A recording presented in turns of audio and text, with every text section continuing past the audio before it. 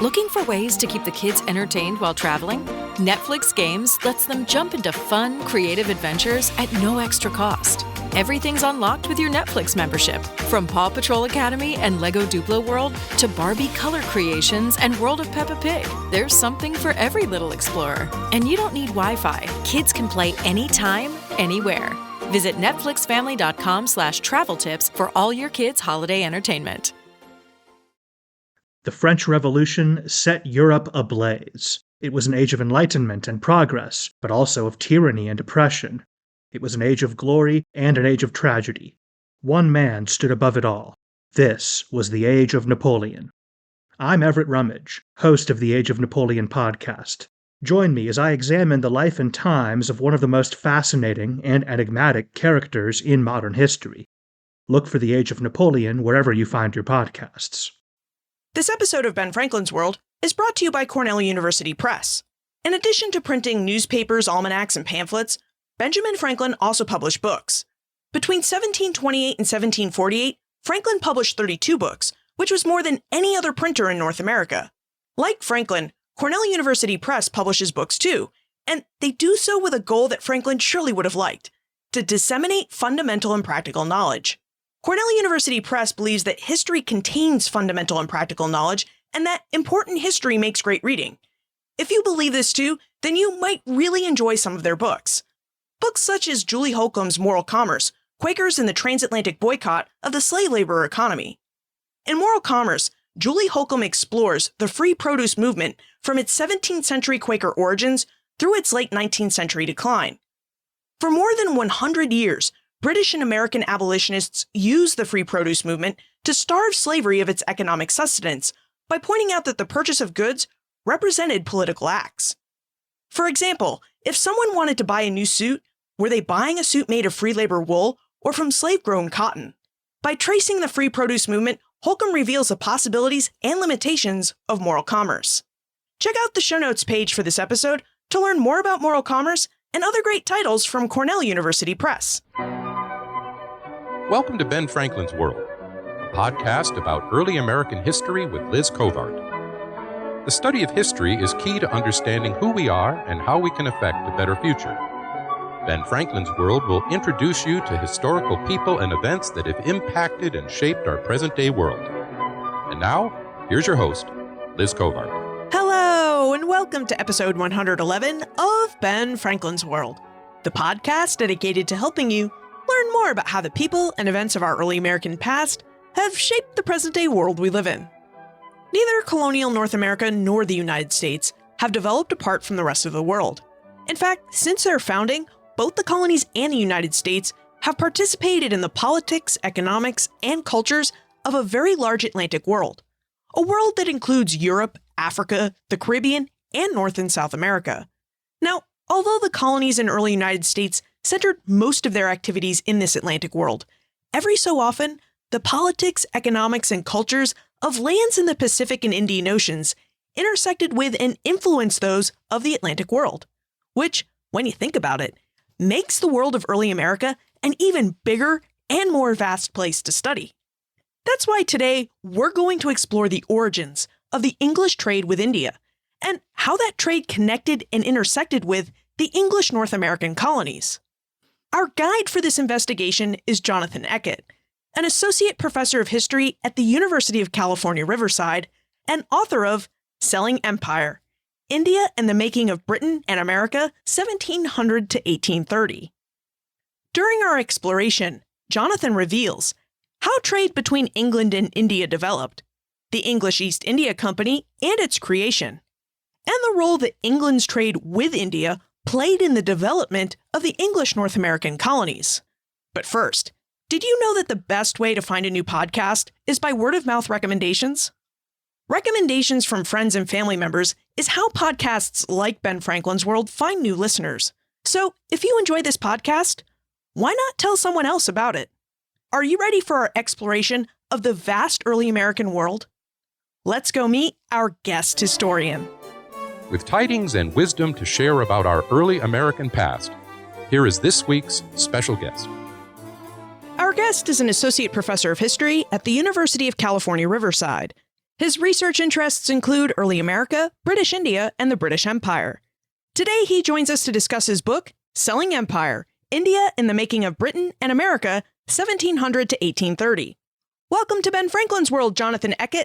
Well, thanks very much for having me. We're glad you could join us, Jonathan, because we're anxious to explore India and the British trade with India.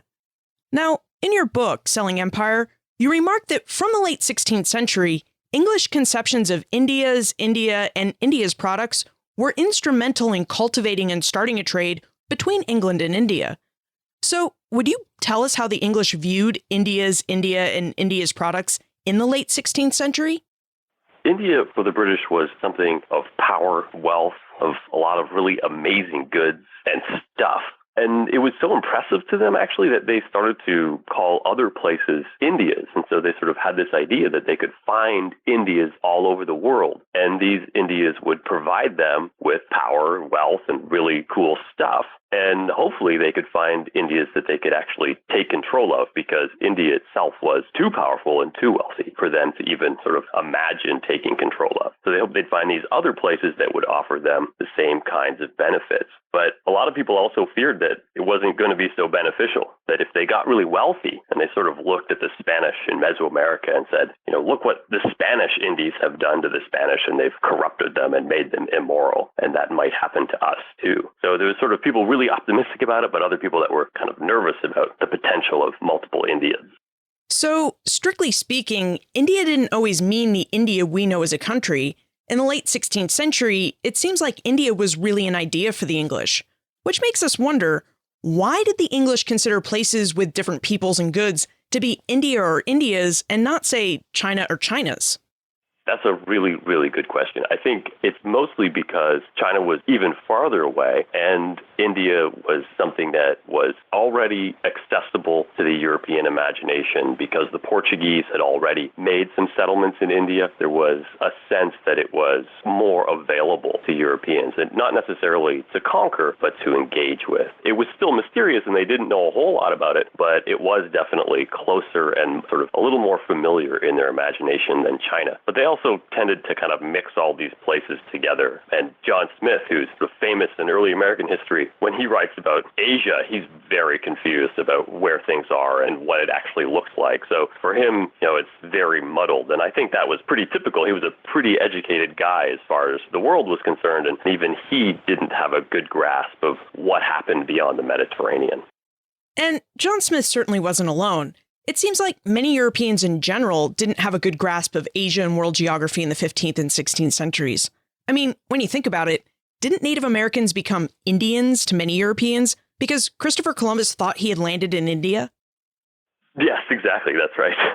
Now, how did trade between England and India, and for this conversation, we're really talking about the place that we in the 21st century know as India, when did trade develop between England and India, and why did it develop?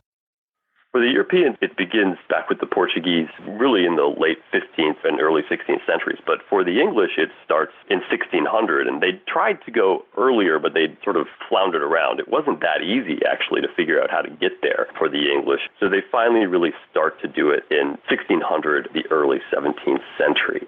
If other European countries had been trading with India, why was it so complicated for the English to figure out how to get from England to India? It was really far away, and they didn't have a lot of experience sailing that far away. And so there had been some English privateers or pirates like Sir Francis Drake that had been in the Indian Ocean, had been in that direction. But in general, there wasn't a lot of knowledge. It was really far away, and England was really on the margins. It was sort of on the margins of the Afro-Eurasian world, the world known to Europeans before the Americas. Literally, if you sort of think about a map, if you put India in the center, which in many ways India was the center of the Afro-Eurasian world, if you put India in the center, England's way over there, kind of hanging right off the edge of the world. And so for them to get all the way to India, the knowledge was hard to get, and it was also expensive.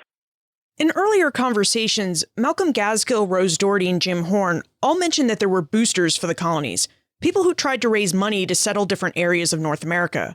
Was the process similar for India? Was there a group of pro-India boosters who were like, we have to go over there and trade because India has such great goods and trade with India will be great for the economy? Or perhaps even others who worked like anti-boosters saying, trade with India isn't good for the economy because it's just too far away and expensive to trade with? There's both, but the boosters are pretty aggressive and apparently pretty successful considering that they tend to get people to actually do what they're talking about. And it's really the same boosters, and this is, I hope one of the takeaways from my book is that it's really the same guys who are interested in colonization in the Americas who want to trade with India. And so as one example, we can think about the guy named Thomas Smith, and Smith was the leader of the Levant Company, which traded to the Ottoman Empire. He was the leader of the East India Company, which traded to India. He was the Virginia Company's treasurer, and he became the leader of the Somers Isle Company to colonize in Bermuda. So you can see in just this one guy, he's sort of connecting all of these places. And the other kind of promoters that weren't investors had the same really sort of broad view of where England should be engaged. How did someone become a booster? I mean, what attracted someone like Thomas Smith to the India trade? The opportunity for wealth, but there was a whole other basket of things that they hoped for. There's lots of these different boosters, the two famous ones, Richard Hakluyt and Samuel Purkis. And Samuel Purkis, writing in the 1610s and 1620s, I think he really laid out the justifications most clearly. And he was really hoping that the English were going to be able to sell all kinds of their own products to India, woolens and other English goods. He had imagined that there'd be big markets for this stuff. People like Purkis knew there was a lot of people in India, and so the expectation was they'd want to buy a lot of English stuff. And if they were going to buy this stuff, that was going to require lots of big ships. Big ships would require lots of sailors. Both of these things would be really helpful in defending England as an island, as part of an island that was going to be essential for defense and also for expanding English power. Would provide all kinds of tax revenue, he said, because once these goods were traded back and forth, they could be taxed with duties. And that tax revenue would help, of course, the king and the government overall. And finally, he had this vision of trading with India and going to India, bringing honor. And that when people in India and Asia saw English people and English ships and English traders, they would be impressed by them and that they'd sort of sing their praises. And all of this for Purkis and other people who thought like them, it sort of all added up as a way to exert power and influence globally, but in particular to exert it in Europe against the Catholic Spanish. And so that's one of the sort of driving motivations for all of this, is to be able to respond to Catholic Spain's big empire. And this is after the English had recently defeated the Spanish Armada, and so there's a sense of there could be momentum here of England moving out in the world and really challenging Spain. When we think of big ships, and when we think about the relationship between England and India, at least for those of us who are steeped in early American history, we think of the English East India Company. Would you tell us about the creation of that company and about who owned and operated it? Sure. It's created in 1600. They get a charter from Queen Elizabeth, and it's around 200 gentlemen who are involved. About a quarter of these guys are also involved with the Virginia Company. So again, you can see there's this sort of clear relationship here of trade with India and colonization in America. And these 200 people, they invest, they buy shares of the company. And essentially what they create is the same thing as a sort of modern publicly traded corporation in America today. And so it's not really the very first one of these, but it is one of the first big ones where we get it lasting a very long time and we have large numbers of people investing and actually making a lot of profit off of their investments. And these investors select the people who are going to sort of control the company. They call them the court of directors. And these directors really fulfill a role very similar to a board of directors today in a large corporation. And the thing that they have that sort of makes them special, what they get from the Queen, is they get a monopoly over all trade to India. And so nobody from England can compete with them. And they'll have that monopoly for the most part for several hundred years. There's moments at which it's broken and moments at which it's weak, but they do sort of manage to continually renew it. Could we talk about monopolies for a moment? Because it seems like many European countries were creating trade monopolies. You have the English East India Company, the French East India Company, and the Dutch East and West India Companies, to name but a few. Why were monopolies appealing? I mean, why did these countries charter monopolies instead of supporting free trade to distant lands? part of it comes back to the cost involved, and trading with India was expensive and difficult. And it's one of the reasons that the monopoly does manage to survive. And so it's plausible that an open trade certainly could have worked, but people were convinced by the argument that it was going to be easier and better managed with a monopoly, where the resources of individuals could be pooled together to, in the East India Company case, they actually didn't own their ships, they rented them, but they had very clear specifications for the ships that they would use. And those ships were very expensive, they were heavily armed, and they could be the sort of thing that a company could produce, but that individuals would really have a hard time producing. And if there wasn't a monopoly, then it would be hard to get people to invest in the company. It was a way to compel people to invest. But from the Queen's side, and increasingly from the side of the British government, these companies, if they were successful, offered real financial benefits. And the East India Company was much more successful than a lot of the other monopoly companies. And so it became, in a sense, a cash cow, something that the Queen or King could draw upon for huge loans to help support the government in times of crisis, particularly in moments of war. And again, if it didn't have that monopoly, it would be hard to kind of compel the support of the company for the crown. Now, it seems like England was establishing both colonies in North America and its trade with India at the same time. So when did England combine its interests? When did English North America get involved with the English-India trade? And how did English-American colonists in the 17th century view India, India's, and East India products? In one sense, it's from sort of the very beginning that colonization in North America is about India. And figures like John Smith, again, are in their writings are pretty conscious of the fact that they expect that North America is going to provide the benefits of India without the risks.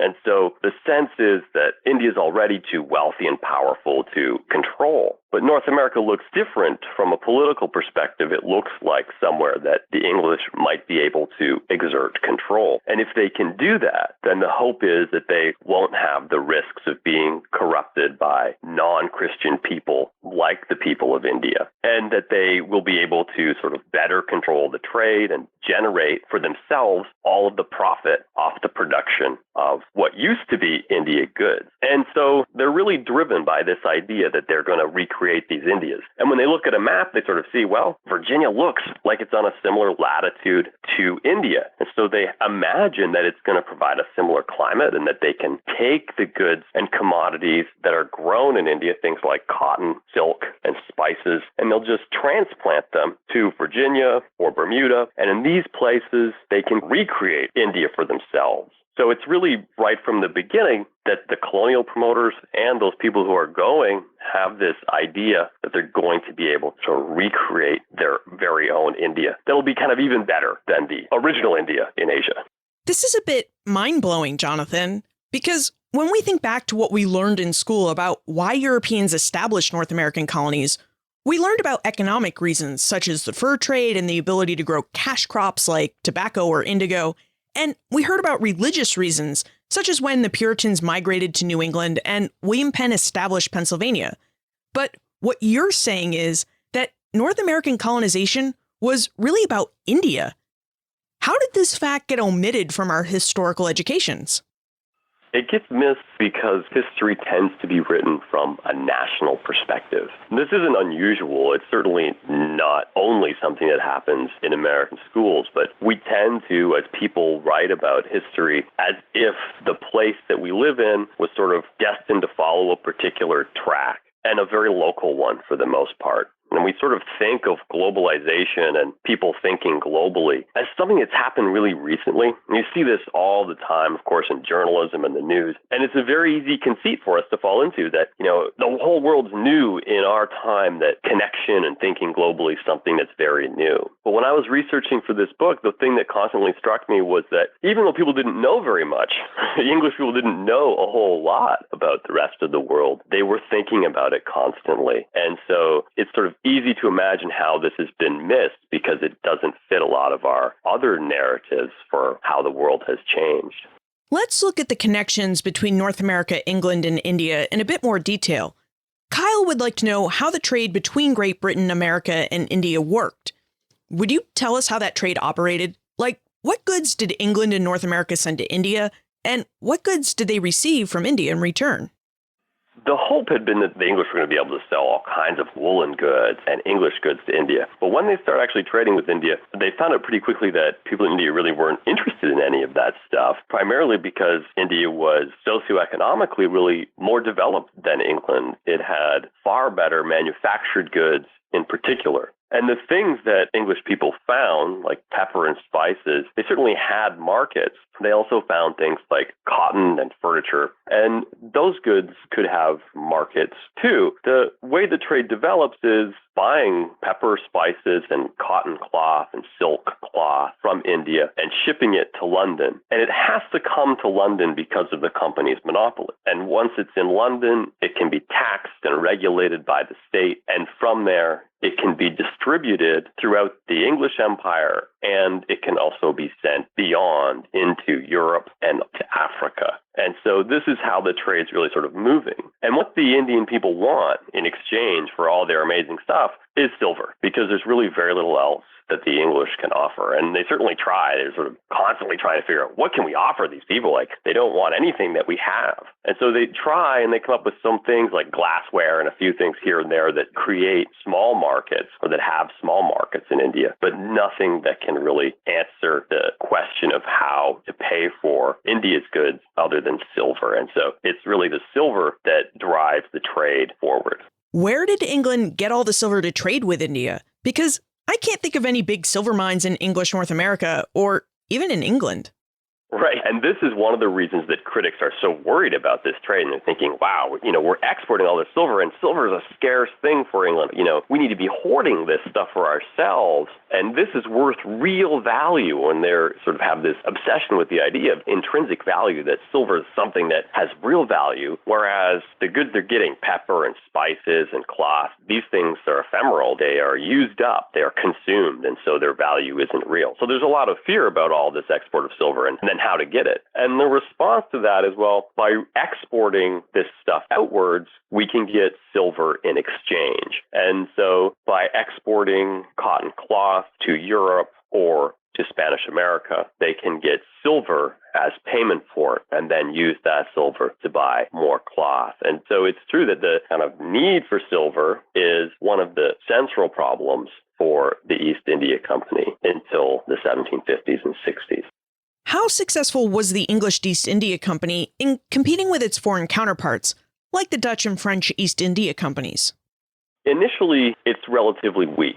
And the Dutch have a program of conquest and fortification in the Spice Islands that's very successful from the perspective of the European imperial powers. And the English don't really manage to do anything like that. And they're sort of stuck working in trade, in which they're the small partner in the trading relationship, the weak partner in the trading relationship with places like the Mughal Empire. So for them, initially, they're not doing particularly well. It takes them decades and a century, really, before they start to become a really effective challenger to the Dutch in particular, who have, like I said, sort of created these colonies and fortifications in the Indian Ocean. And the English try to do that. They try in places like Madagascar, but they're just not very successful at it from their perspective.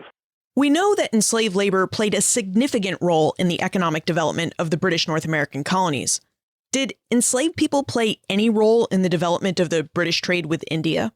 Absolutely. And this is a place, again, where our sort of focus on what I would consider more local history, on a national history, or more recently on sort of an Atlantic history, and on a sense of European strength. And I think that it's amazing in how many places in our historical narrative European superiority sort of stays kind of part of the narrative, even when we sort of know better.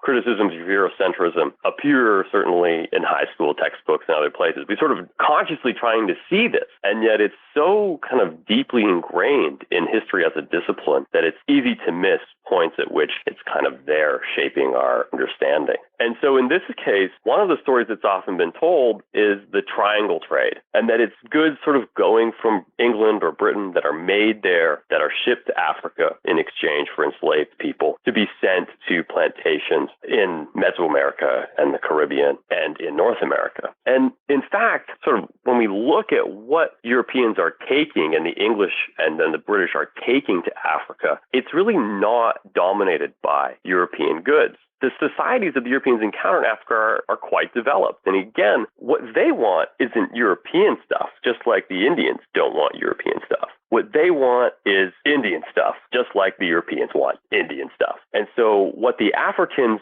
demand in exchange for African people is cotton cloth and silks, in particular, though, cotton cloth from India. And so the triangle trade kind of has cut off a whole part of the world, the part which is actually supplying the majority of the goods which are being used to buy enslaved Africans. And that part of the world is India. And so, I don't know, I've sort of thought about ways to rethink the triangle trade. And the best thing I could come up with sort of like a bow tie where you have India and the Indian Ocean on one side, and on the other you have the Atlantic. And they're knotted together through London because these Indian goods have to move first through London and then re-exported to Africa to buy enslaved people. And in fact, it's the quantities that are being exported to Africa are enormous. It's the second largest market for East India goods from Britain after Europe. And those cotton piece goods, what we call piece goods or cotton cloth, are really essential to supporting the entire apparatus of the trade in enslaved people and of the plantations that they work on. If North American colonization was about India for the English, and you mentioned that the English were hoping to build their own silk farms and grow some of the resources they could get in India in North America, then how big of a role was the India trade in driving the development of chattel slavery in North America? India is sort of fueling the ability to grow the trade by providing these cotton goods in particular, and also things like cowrie shells, which are very valuable shells on the Atlantic coast of Africa. But it's the supplier, in a sense. It's not necessarily driving demand for enslaved people. It's a way to kind of make the trade work, but I don't think it's really the main driver. And the East India Company itself is hesitant to engage with the trade in enslaved people directly itself, although it certainly is involved in some ways, and some historians have done work recently on thinking about European involvement in an Indian Ocean trade in enslaved people. But the role of India in the trade in enslaved people in the Atlantic Ocean is really to provide the goods that allow that system to operate. And it's not necessarily the goal to kind of expand the system. And I think there's enough of demand, in particular for sugar and later for coffee in Europe, that it's that demand for those commodities grown by the enslaved people that really drives that trade. We've been talking about a very big, expensive, and valuable trade. And of course, England wanted to do what it could to protect that trade. So Parliament passed laws like the Navigation and Calico Acts. In previous episodes, we've discussed the Navigation Acts and how they required nearly all goods to and from the colonies to go to England to be taxed before they reached their final destinations. But we've never heard about the Calico Act. Jonathan, would you tell us what calico is and why Parliament passed a law to protect it?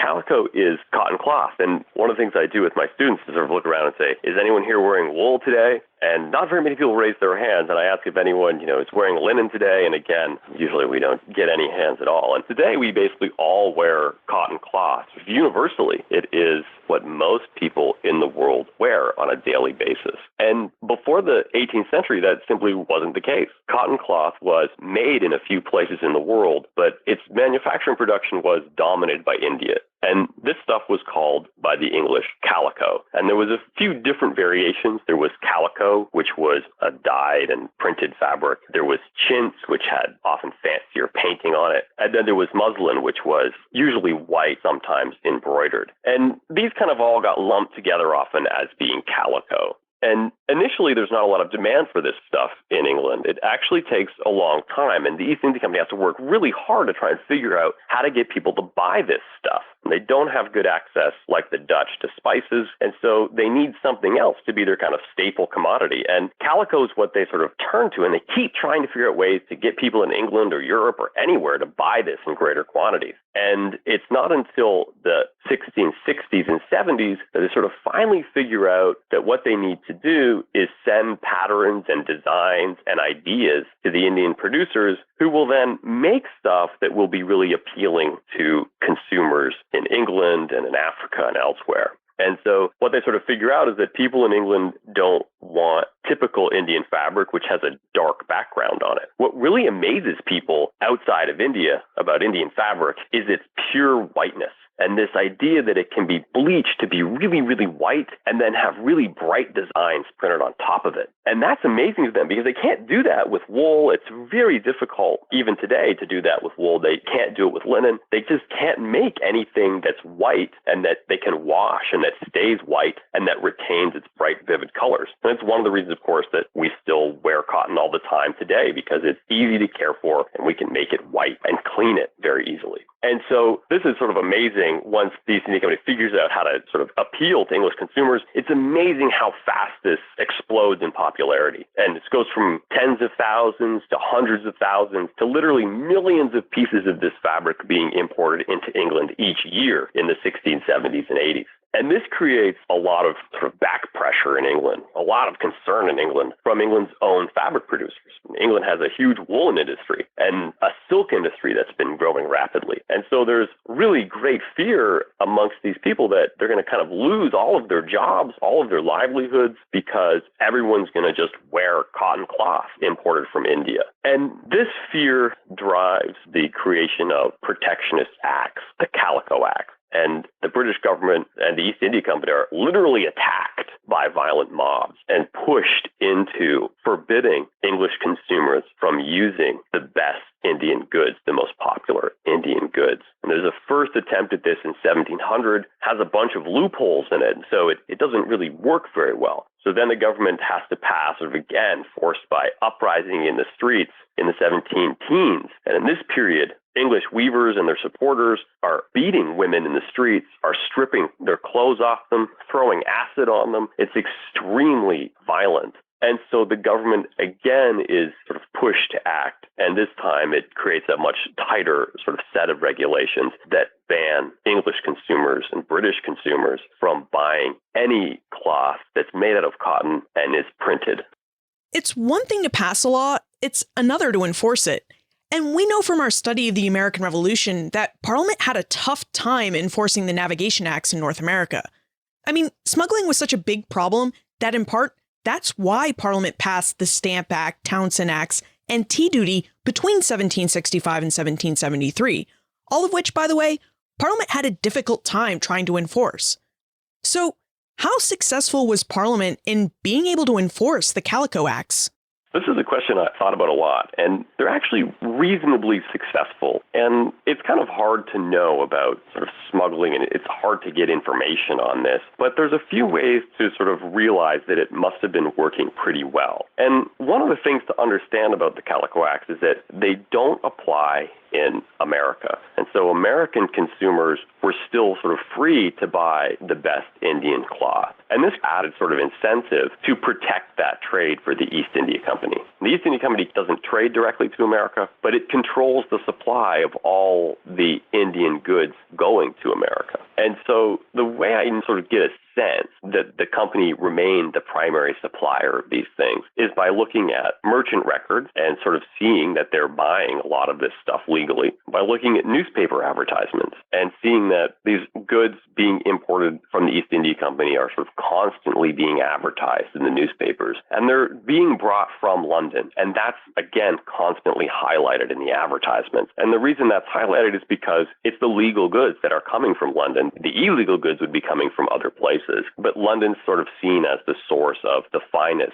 of these goods and as the legal place for these goods. And then finally, when there are opportunities ways to sort of work around the system. And one example I talk about in the book is when two sort of French East India ships get captured by English forces in America, that there's immense excitement around the sudden availability of goods from those ships that is legal because they're sort of seized in wartime. It's legal to have those goods, but it is a way to sort of circumvent the system and structure that's in place requiring colonists to have India goods only from the East India Company. And if it was sort of easy to regularly get these goods, there wouldn't be that excitement. If a smuggling trade was really, huge and successful, we really wouldn't see London constantly in the advertisements. And then when we turn to the merchant records, we wouldn't see the merchants sort of constantly placing orders with their London suppliers who are buying from the East India Company sales. So it's not to say that there is sort of no smuggling. Certainly there was. But in general, the enforcement seems to have worked reasonably well. And the sort of second quick side of that is that the East India Company was also pretty good at supplying what people wanted. And it could typically do it pretty cheaply because it managed to increasingly establish itself in India. Again, instead of working in the Spice Islands, in India as the sort of most successful in getting the best and cheapest Indian cloth. And so that was the easiest way to outdo the smugglers, was simply to be better at getting the good quality goods. One of the intriguing ideas in your book, Selling Empire, is that the Calico Acts and the enforcement efforts around those acts help to differentiate and structure people in Britain, India, and North America as producers and consumers, all with different types of moral and economic goals. Would you tell us about this idea and how this differentiation took place?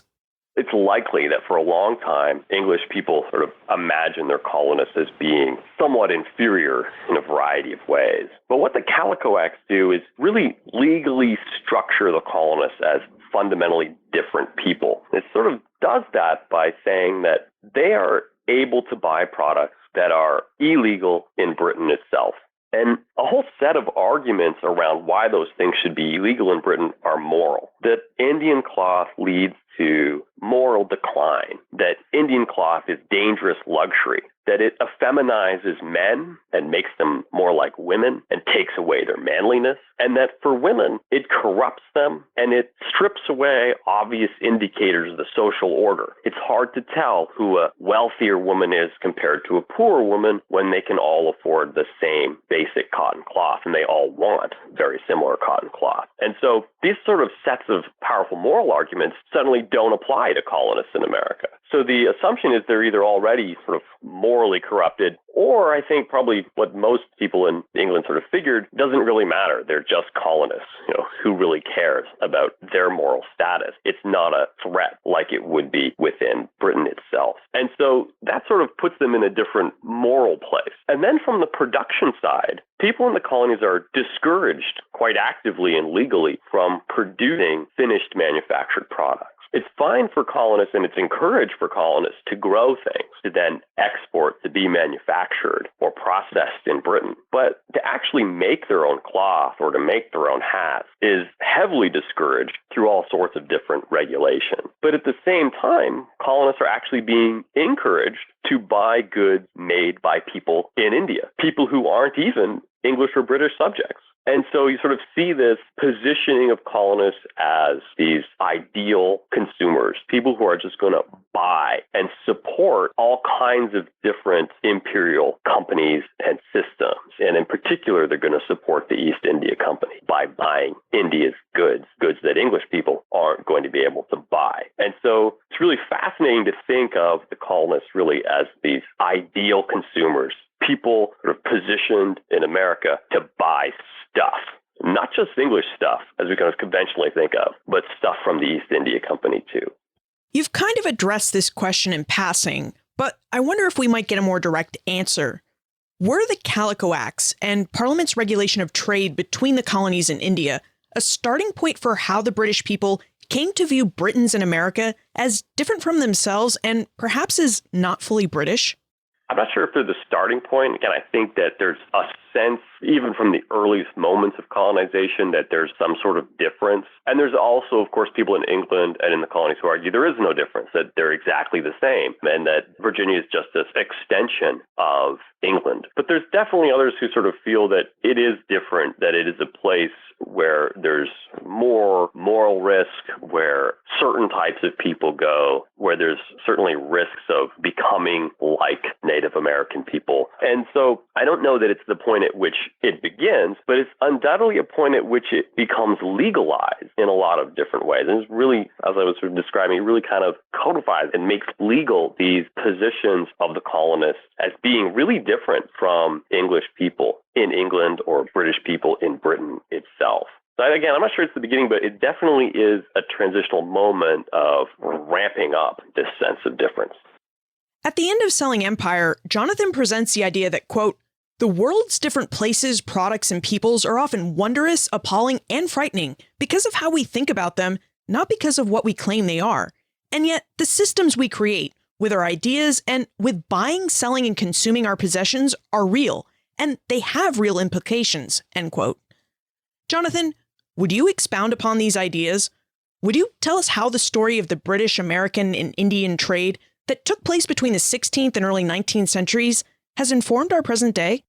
It seems to me there's quite a few different ways, and I'm going to work through a few of them here. The first, I think, is that we typically think of empires conquering weak people, and that's kind of how they expand. But really what's amazing to me about the story of Britain's relationship with India is that India is the strong power for most of the period. India has more people, more money, it's more sophisticated manufacturers. It is really the superior partner. And yet, the goal for England is to try and figure out ways to use India, either as inspiration for its own colonization or inspiration to produce its own cotton goods, and India's goods will be a driving force in England's Industrial Revolution. Ways to sort of exploit and use India's own strengths to England's advantage. It seems to me this is maybe the better way to think about how empires grow and expand. It's not just taking advantage of the weak, although that's part of it. It's really figuring out ways to take advantage of other people's strengths.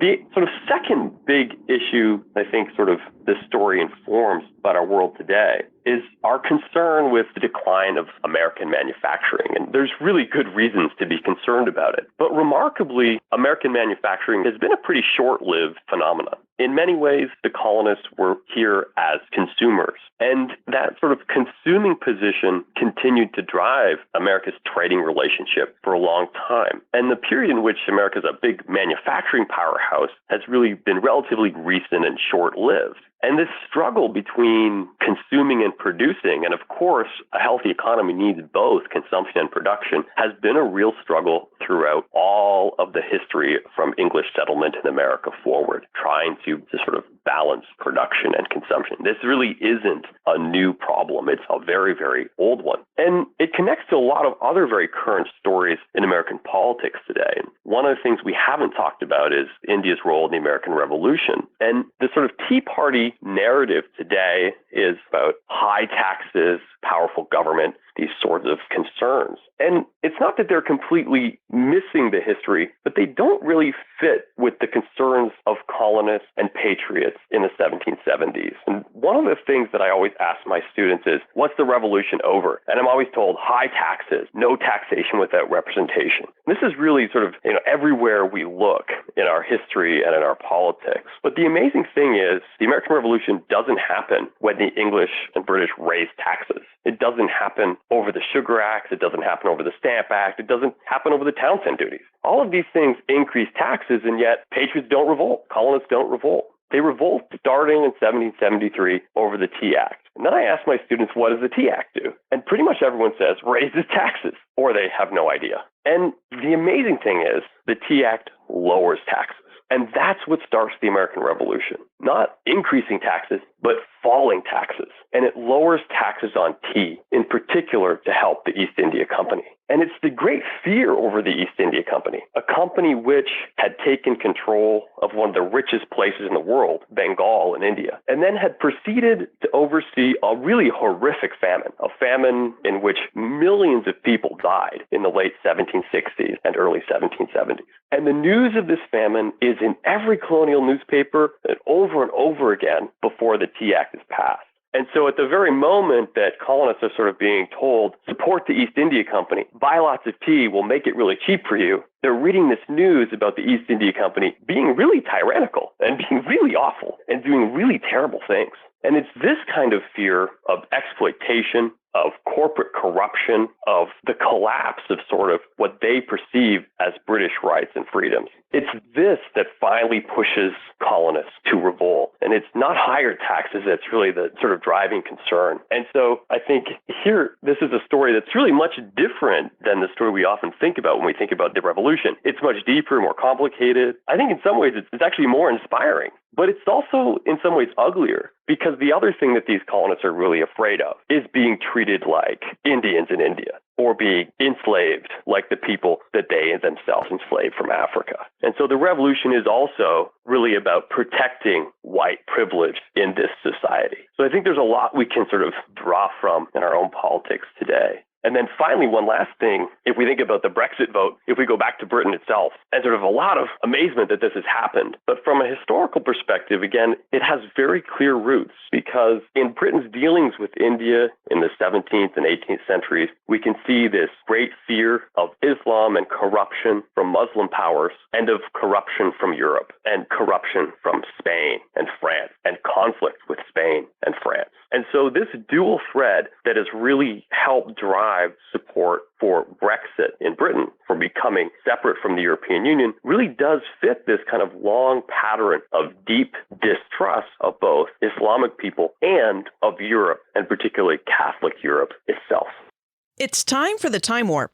This is a fun segment of the show where we ask you a hypothetical history question about what might have happened if something had occurred differently, or if someone had acted differently.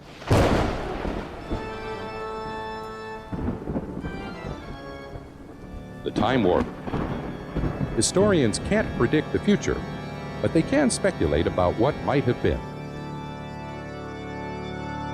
We just heard the English colonization of North America had a lot to do with trade with India.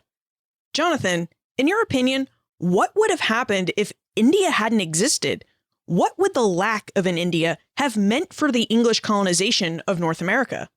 There probably still would have been interest in colonization. It's not clear to me how much interest there would have been. Part of the attraction of India was the sort of promise of spices and commodities that were really rich and wonderful. And without that kind of allure, without that sense that these things would be available somewhere else, they could be reproduced somewhere else, the arguments for colonization would have had to have been fundamentally different. And there were arguments in favor of colonizing from the sort of Spanish perspective. The idea that English people would go to North America and find gold and silver. And certainly we sort of learn about those things in school. Those weren't necessarily the driving arguments, though, once colonization really started. And people like Smith were really uncomfortable, actually, with some of those arguments, and others were even more uncomfortable with those arguments. And what they really wanted was not an empire of extraction. And they saw getting silver out of the ground through mines as a really kind of, in their minds, Catholic and dangerous pursuit. What they saw as the moral and honorable way to wealth was labor, growing stuff and making stuff. Now, this didn't necessarily mean it had to be free labor. People like Smith were sort of in favor of using enslaved labor if necessary. They weren't necessarily against that. But still, they saw there being something fundamentally different about products being produced by labor than those that were simply extracted. And the products produced by labor were things that were, of course, grown and manufactured, the same kinds of things that they were thinking about when they were thinking about India. And so those arguments may not have been available if India wasn't available, which would have left people with only the arguments about extracting gold and silver. And once that gold and silver wasn't found, it might have been more difficult to convince people to continue. And it might have been more difficult to convince people to even go for gold and silver based on these other kinds of fears of gold and silver being themselves, through their extraction, corrupting. And so I think it's probable that we still would have seen some real interest in colonization, but the way in which it unfolded and the arguments made to support it, and potentially even its survival, would have looked much different. So, Jonathan, what comes after your exploration of India? What aspect of history are you researching and writing about now? One of the things that happened when I was writing this book is I got piles of stuff that didn't fit. The book's already too long, and I couldn't figure out what am I going to do. And I probably write another book with all the stuff that I cut out of it. And one of the things that kept striking me that I sort of kept having to pull out, because it just seemed to be creating its own story, was the position of elephants in the history of the British Empire. And elephants sort of appear in all kinds of ways. They appear as sort of emblems of empire. You think about Elephant and Castle in London today, but also also the way in which the Royal African Company uses an elephant as part of its emblem. And we see these elephants sort of used as beasts of burden and war. And then we see these elephants used also as representations of India and of India's people. And as the British are engaging more and more with India, one of the things they do is start importing more and more of these elephants, sort of put in coffee shops and parade around. And this doesn't happen in the colonies. The colonists don't import elephants. But remarkably, pretty soon after independence, Americans start to import elephants as they begin trading directly with India as well. And these elephants that become paraded around America become caught up in all kinds of stories about the creation of the new American nation. Where should we look for more information about you, Jonathan, and how we can contact you if we still have questions about the English trade with India and how that India trade affected the colonization of North America? The book is readily available on Amazon. And then if you want to get in touch with me, the easiest place is just to go to history.ucr.edu on the internet, history.ucr.edu, and you can find my profile there. Jonathan Eckett, thank you for helping us explore the English trade with India and its development during the 17th and 18th centuries. Well, thanks so much for giving me the opportunity. It's been great. Globalization, or the interaction and integration of peoples and businesses around the world, is not a new phenomenon. From the 16th century onwards, countries and colonies around the world have been interacting with and influencing one another. As Jonathan revealed, England's trade with India had profound implications for the English North American colonies. In fact, many in England argued for the settlement of the North American colonies simply because colonization seemed to be a great way to bolster, promote, and supplement the India trade. And India's influences didn't stop with colonization. In the 1770s, it appears that the India trade played a sizable role in aggravating tensions between Great Britain and her North American colonies. Now, unfortunately, we didn't have time to explore this idea more fully today, but from the way Jonathan described it, it seems like the East India Company's handling of the famine in Bengal during the early 1770s drove colonists to further fear the company and revolt against it in 1773. Which leaves us to wonder, is this really what sparked the tea crisis of 1773? I think it's an interesting and timely question, as next week is the anniversary of the Boston Tea Party, which took place on December 16, 1773. So next week, we're going to explore the tea crisis of 1773. Look for more information about Jonathan, his book, Selling Empire, plus everything we talked about today on the show notes page, benfranklinsworld.com/111. If you think important history makes great reading, why not check out books from Cornell University Press? Cornell has created a special sales page just for you, where they're offering titles like Moral Commerce at a 30% discount. And this is a great deal because the sales page offers Cornell books cheaper than you can get them on Amazon. And I know they're cheaper because I checked the prices on all the books.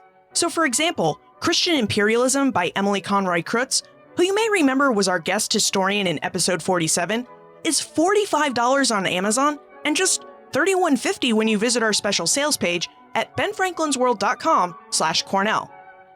Finally, do you think we should have learned more about the English-India trade in school?